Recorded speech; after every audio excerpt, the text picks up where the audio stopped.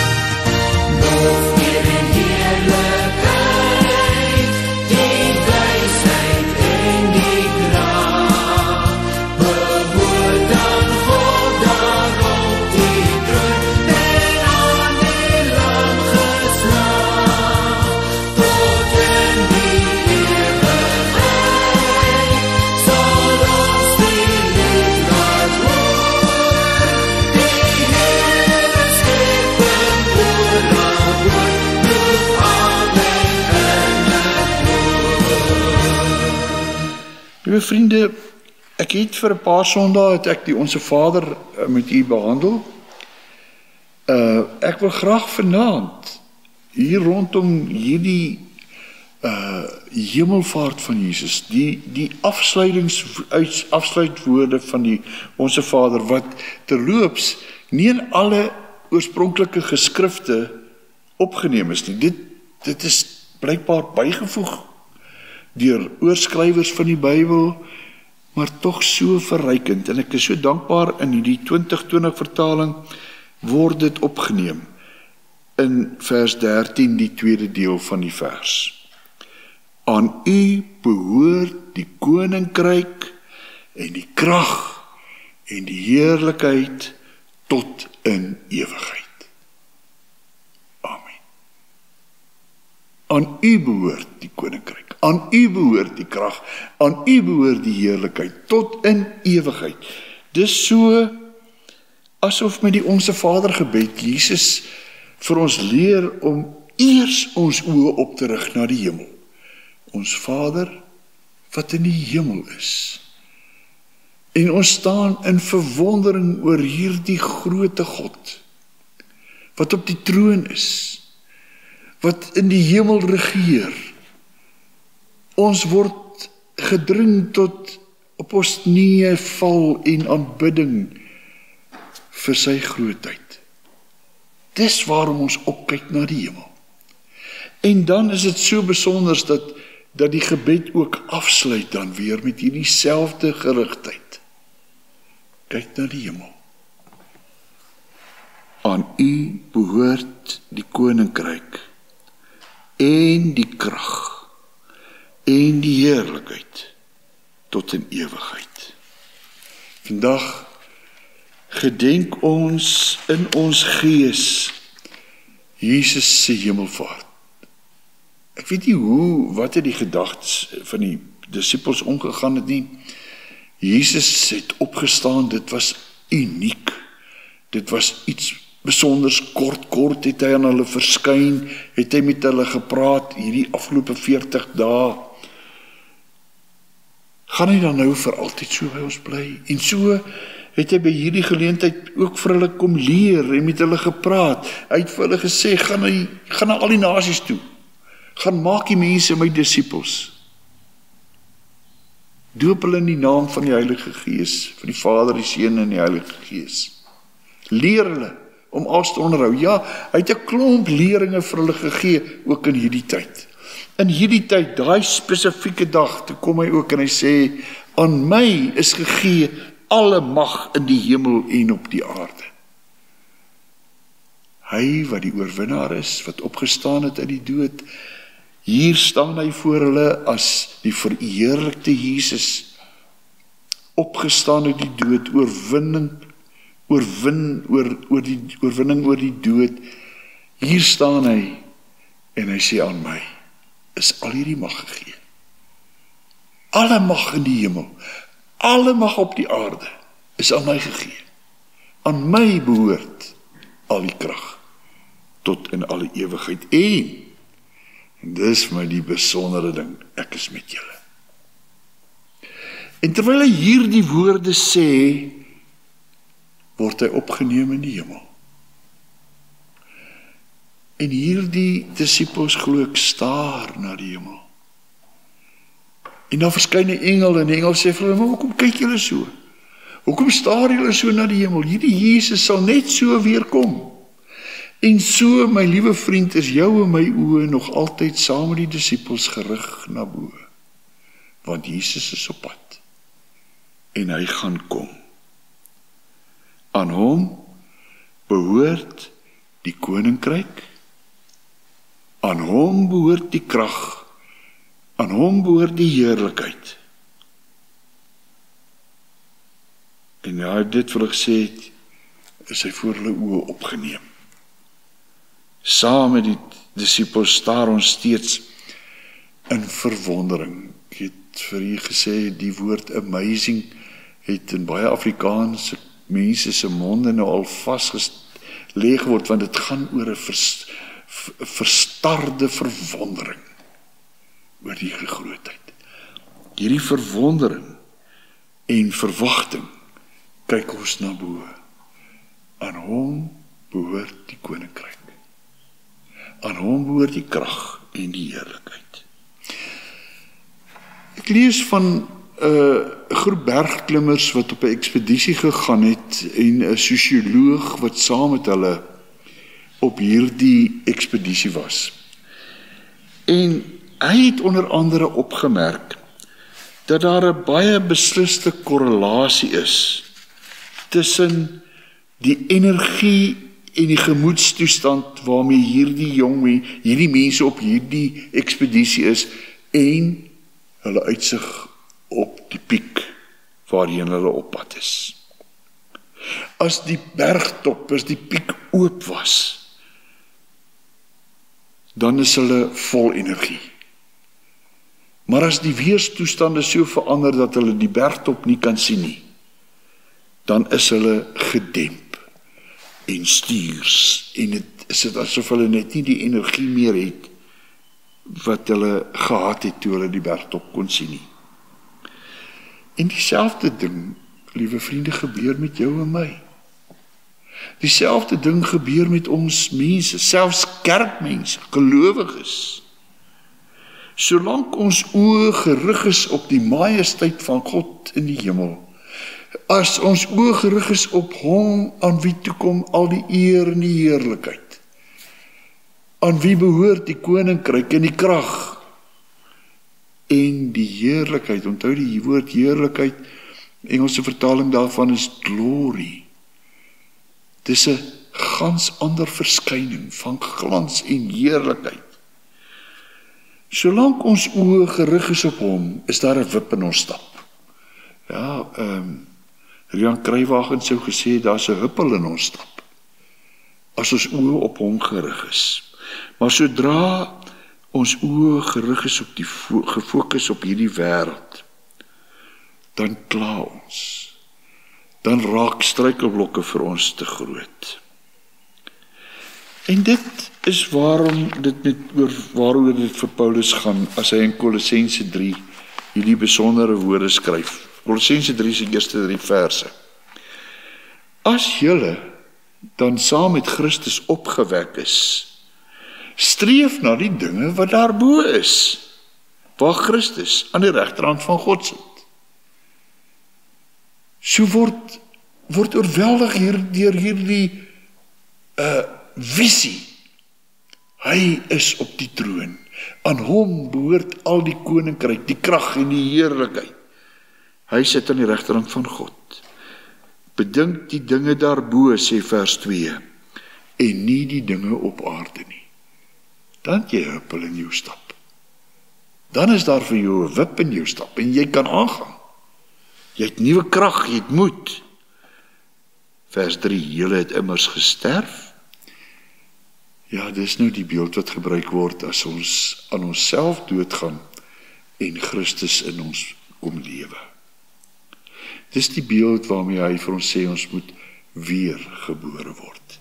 Ons is iemand wat gesterf het deur ons eie sonde, deur Christus. In Christus het ons saam met hom gesterf, en dan sê hy, en julle lewe is nou saam met Christus verborge in God. Daarom moet ons oë rig daarna na bo. Daarom moet ons oë op hom vestig. Julle lewe, jou en my lewe, is saam met Christus verborge in God. Ek wil nog 'n ander teksvers saam met jou kyk. In Psalm 34 staan daar in vers 4. Dis nou in die 2020 vertaling, en dit is interessant dat die ou vertaling van 1953 vertaling het baie dieselfde. Hy klink bietjie anders as wat dit nou deesdae is in ons 83 vertaling. Maak saam met my die naam van die Here groot. Maak saam met my die naam van die Here groot. Ja, laat ons sy naam verheerlik. Wanneer ons die Here groot maak, dan is dit asof ons na 'n verkyker kyk. Nou, ons was nou so die afgelope vakansie in Marlot Park, en dit was baie spesiaal om daar langs die rivier te sit, en met 'n verkyker veral. Want baie dinge kon ek met die blote oë nie raak sien nie, maar met die verkyker, dan sien jy die grootheid van dit wat daar is. Krokodille wat weggesteek is, bokkies, voëls, mooi dinge. Wanneer ons met 'n verkyker na die Here kyk, dan word hy vir ons so meer verstaanbaar. En dis wanneer ons die naam van die Here groot maak. Ons vergroot ons bewustheid van hom, sodat ons hom beter kan verstaan. Nie asof ons hom volledig sal verstaan nie. Want sy oordeele is vir ons onnaspeurlik. Sy grootheid is onnaspeurlik. Maar wanneer ons opkyk na hom, dan is dit asof ons verstaan van hom vergroot word. En dit is wat met hierdie Onse Vader gebed gebeur. Dit is wat gebeur met hemelvaart. Wanneer daar opgekyk word na waar Jesus opgevaar het na die hemel, wanneer daar met 'n geestesoog gefokus word op die troon, waar Jesus aan die regterhand van God sit. Dis simbolies te sê, Vader het in Jesus sy uitvoerende amptenaar. Hy is sy regterhand. Dis die een waardeur hy dinge doen. Ons maak hom groot. Ons neem ons gedagtes weg van onsself, van ons aardse stryd. En ons kyk met ondersoekende belangstelling na hom, aan wie behoort die koninkryk, die krag en die heerlikheid. Dis op hom wat ons fokus. Dis op hom waarop die klem moet wees. Aan U behoort die krag en die koninkryk tot in alle ewigheid. Ek het dit nou hier neergeskryf uit die Message, die vertaling, die Engelse vertaling wat ons in Afrikaans het, die boodskap. Maar die Message vertaal hierdie drie, aan U behoort die koninkryk, die krag en die heerlikheid tot in ewigheid. Hoor hoe sê hulle dit? You are in charge. You can do anything you want. You're ablaze in beauty. Yes, yes, yes. En my liewe vriende, dis waarop ons gaan fokus in die Pinksterreeks wat dan vir ons voorlê. Die tema is te vroeg vermoed verloor. Baie mense is vasgevang in hierdie tyd op aarde en voel asof hulle van God en genade ontsê is. Hulle kry swaar.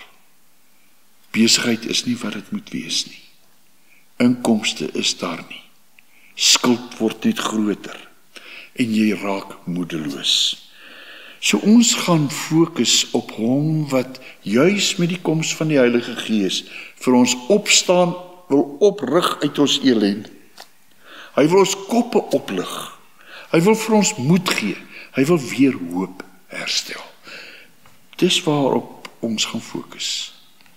En mag dit wees dat jy asseblief in hierdie Pinksterreeks wat voorlê, ons begin dit nou eerskomende Sondagoggend daarmee, en daarna Maandag, Dinsdag, Woensdag, Donderdag, elke aand, rondom hierdie tema van moenie moed verloor nie. Kom ons staan op. Kom ons gee die Here kans om in ons lewe te kom werk, om ons nuut te maak. Psalm 23 sê Dawid dit so mooi, veral in die ou vertaling staan daar, hy verkook my siel. Verkook. Dis nuwe lewe wat gewek word. Wanneer jy moedeloosheid sit, dan kom hy en hy bring nuwe hoop. Hy verkook ons siel. Kom ons bid saam. Here, dankie dat ons nou ook saam met die disippels van al die eeue kon staar na die hemel en sien hoe dat Jesus opvaar. Ons kon sien, Here Jesus, dat U sit aan die regterhand van God. En ons kan met ons gebed net ego Aan U behoort die koninkryk en die krag en die heerlikheid. En ek vra dat U asseblief in hierdie Pinksterreeks almal van ons se oë sal optel, om nie in die struikelblokke van hierdie wêreld vas te kyk nie, maar U te sien as die een wat ons siel kan verkoop, wat ons kan oplig, wat vir ons nuut maak en hoop gee. Doen dit asseblief vir ons. Ons vra dit in Jesus se naam. Amen. En dan kom ons sing 'n lied. Liedboek 280 sing Here, Redder, groot en magtig. Kom ons sing dit saam.